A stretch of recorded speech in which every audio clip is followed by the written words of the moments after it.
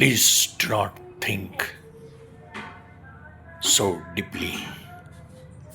Overthinking मत करो, ज्यादा मत सोचो कल क्या होगा.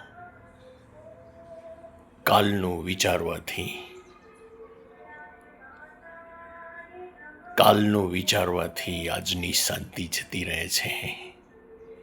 માટે જાજુ ન વિચારો.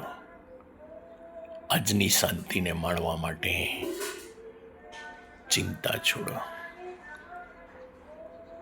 Think about present only.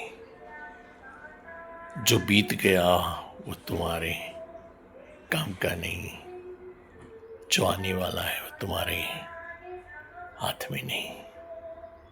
Then why not to live the present time. કાલનું જાજુ ના વિચારો, ઊંડું ના વિચારો. આજની શાંતિ જતી રહે છે.